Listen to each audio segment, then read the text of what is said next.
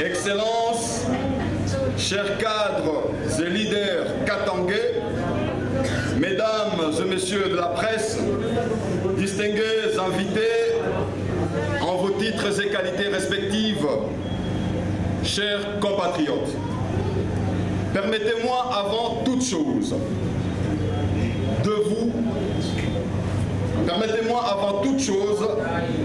de m'acquitter d'un agréable devoir, celui de vous présenter et vous souhaiter la bienvenue en ces lieux.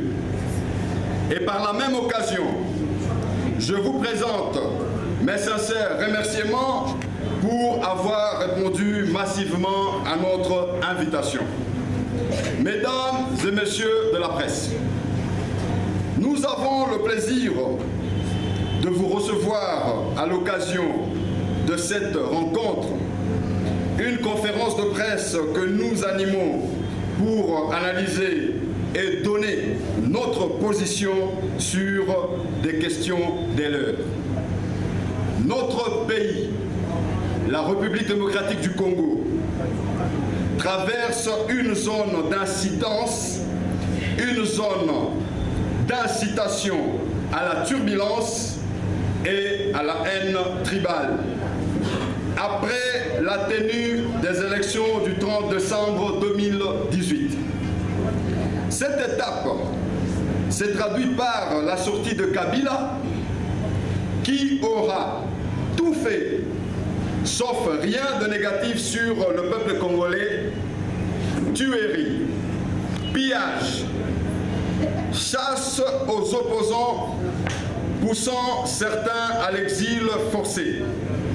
Nous citons le chairman Moïse Katumbi Chapwe.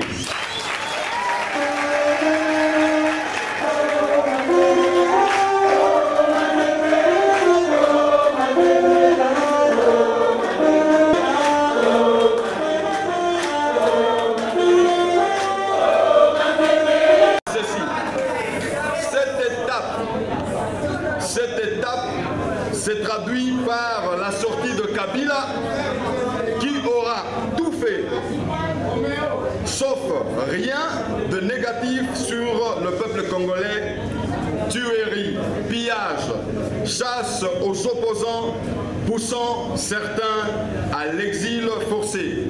Nous citons Moïse Katumbi Chapwe, Mboussa, Nyamwisi et les autres. Mesdames et messieurs de la presse, puisque la célébration d'une rencontre que j'estime de grande envergure aujourd'hui est toujours une occasion de faire le bilan que le pari de l'avenir. Mars 2016, février 2019, voici bientôt 3 ans, jour pour jour, que les grands notables du Katanga, Moïse Katumbi Chapwe, reste toujours en exil forcé.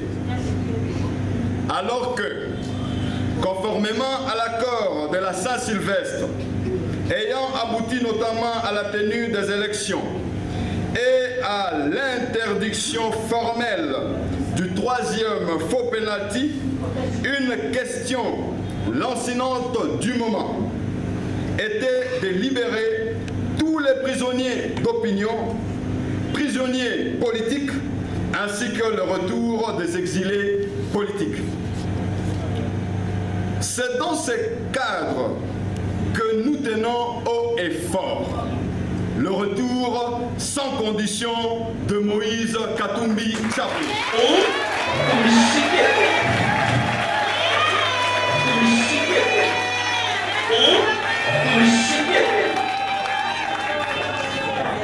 L'un de grands ténors, sinon les héros de cette alternance au sommet de l'État.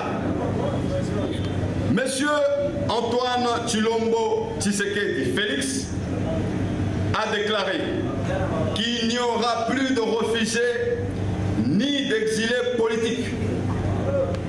À ce point, nous lui rappelons qu'il y a un héros de l'alternance avec qui ils ont sillonné dans de bureaux pour cette alternance qui pour nous doit être une fête qu'une défaite. Nous le voulons au pays. Moïse Katumbi Tchapwe a fait l'objet d'un acharnement de la part du régime sortant qui l'obligeait à vivre en exil. Il est temps que Moïse Katumbi rentre dans son pays et spécialement dans son pays.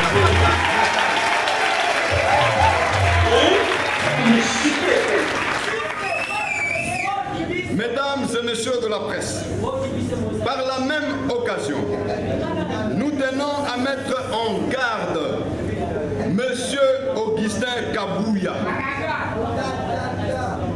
Nous disons, par la même occasion, nous tenons à mettre en garde Monsieur Augustin Kabouya, l'un des communicateurs de l'Union pour la démocratie et le progrès social, UDPS en sigle.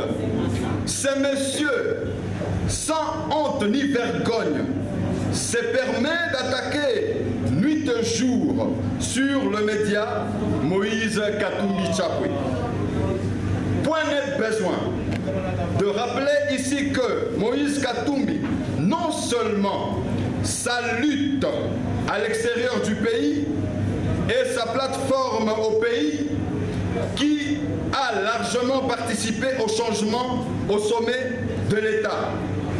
Mesdames et messieurs de la presse, nous exigeons de Sessuaire Kabouya le respect à l'endroit de notre grand leader Moïse Katumbi Tchapwe et exigeons le retrait de ce propos venimeux. Sinon, les conséquences seront néfastes. Car le Katanga, en général, n'acceptera jamais et alors au grand jamais que son leader et fils du Katanga soit l'objet de colibés et de propos diffamatoires. Et nous disons in fine que si les Sessuaire Kabouya continue, il ne mettra jamais ses pieds ici au Katanga. Mesdames et messieurs de la presse, nous, Katangais, sommes bien éduqués. Nous ne nous attaquons pas aux leaders des autres provinces, quitte à eux de respecter aussi nos leaders.